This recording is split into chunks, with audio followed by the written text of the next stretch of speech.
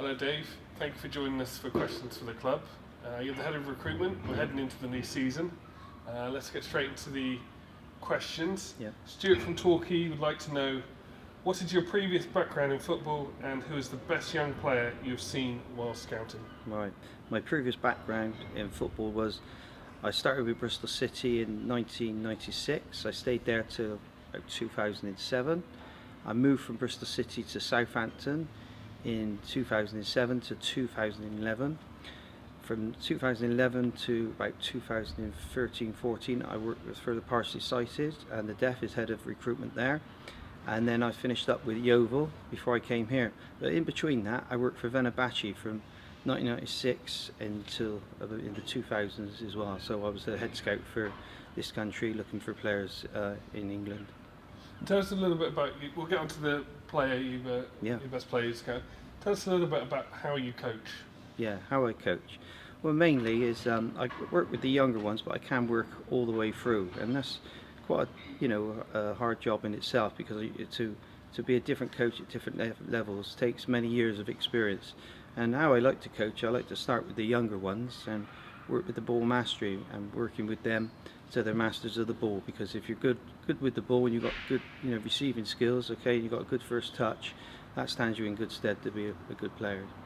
Tell us a little bit about the best player in your mind that you've scouted, you've seen in your scouting duties. Yeah, in this country it'd have to be Tyrone Mings, because when he was 16 I worked with him at Southampton, and what happened was I recommended him to be signed, and to cut a long story short, I ended up getting a scholarship in Milford School, so he went to Milford School, and from there obviously the rest is history. He went on to be signed by Bournemouth for 8 million. It's not too bad.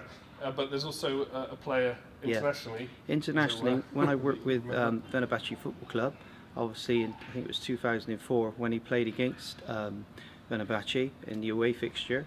He didn't play in the home fixture. It was Ronaldo, and Ronaldo, one thing that stood out for me was when everybody went back in after preparation for the game, he stayed there, doing his ball mastery and all his turns and moves, all the things that I've been showing kids for years, Bristol City and Southampton. And obviously I watched him in that game and had time with him after and spoke to him in the change rooms after, and it was a privilege to talk to him. It was really good. So he'd have to be the one internationally for me. So that's the Portuguese Ronaldo. Yeah, that's it. That's right. Yeah.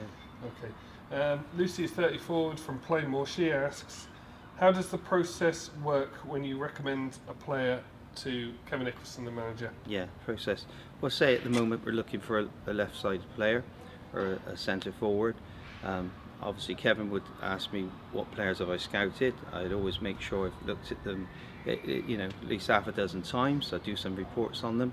I'd come back in, sit down with Kevin and then Jeff, go through the reports I've done with the player and about the player, and then the process is obviously Kevin gets the final say with Jeff and I. So between the three of us, obviously, if two out of the three of us say we'd like to sign him, but obviously Kevin's always got the final say. Okay, Alan from Northampton is a lifelong Talking Night fan, and he asks, how do you see the new youth system developing, and have we got any good kids to look out for so far? Yeah, I always see it as it's a good league to go into, the JPL, because that's a good stepping stone to go into the level 3 of the academy. That's the Junior Premier League? Yeah, Junior Premier League, sorry, yeah. Because obviously I'm based up in Bristol. It gives me a chance to scout players from Bristol all the way down to obviously Torquay, Taunton and so forth. And to answer your questions, do you think we've got some good players coming through? There's quite a number from the 16s down to the under 9s, but obviously at under 9s level, it's a very difficult question to ask, whether that lad's going to go on to be a football player, because he's got a long way to go, but there are plenty there in and around the age groups. Similar theme from Alan again. This Alan's in Paynton. He asks, what are the first qualities you look for when scouting players for the JPL squads? Yeah. Well, the first thing you look for is, for me, is if they got a good touch. Okay, because if you get a good touch, you don't usually get a second one. So I always look to see if they got a good touch. Can they see the pass before they receive the ball? Are they comfortable on the ball? Obviously, depending if you was looking for, say, say a number 10 position, do they find them little pockets in space? You know, are they clever enough? They got that little bit of craftiness about them. Like I said, you know, before they receive the ball, are they, you know, scanning around them, looking over their shoulder to make sure there's no one behind them before they receive it? All them sort of qualities you look for in a player when you watch them.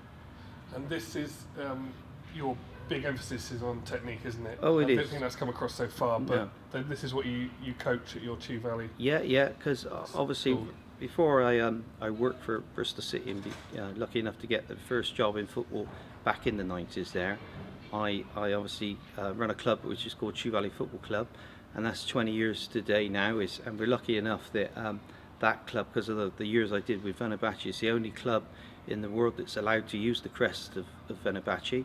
And like I said, it's 20 years this year, 2017, and it's something that I instill into all the coaches, that ball mastery is fundamental, because if you haven't got a good first touch, and if you're not comfortable on the ball, then we're not going to produce players later on. The main thing is when you go on the pitch, you know, to be comfortable with your first touch, that you can see the pass, you know, you've got a range of passing. Obviously with the younger players in the small-sided games, they're only going to have a shorter range of passing, but obviously by the time they develop that and they get into the 11-a-side game, can they get around the pitch with their range of passing and their movement?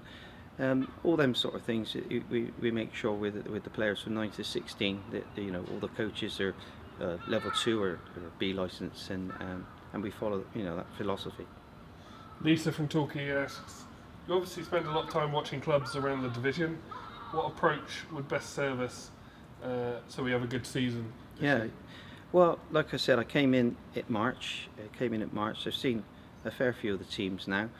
What best approach to service is the same. All answer to the same question is you take each game as it comes, because obviously with the fixtures we got with Tranmere to start off with at home, the main focus is just getting that 3 points, getting off to a very good start, you know. So that's my main thing, is just focus on the first game, and as you can see by some of the signings, it looks like we're going to have a really good defence. So I think we're going to, you know, hopefully do well.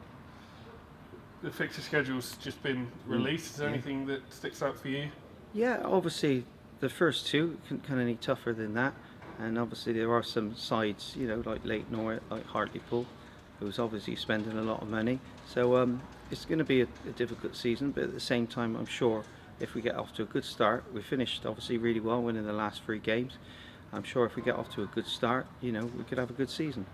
You're relatively new to the club, but I think everything that we've been doing so far this season has created a positive vibe. Is that something you're feeling as well? Yeah, all I can say is when I came in March, obviously I had a great feel from the club. Obviously Clark asked me to come along and work as head of recruitment, and the last I've seen 2 of the games, because obviously I was scouting for helping Kevin with all the match reports for the games preceding the last 3 months. And all I would say is that I think it was over 2,500 for the Braintree game, 4,000 for the North Ferriby game, and it just made me realise, you know, what a passionate crowd you've got down here, and hopefully that bodes well for the future. Well, thank you very much, Dave, and I'm sure everyone's looking forward to our pre-season schedule to begin with, but also the start of the season, and I'm sure we'll talk again soon. Yeah, thank you very much. Thank you.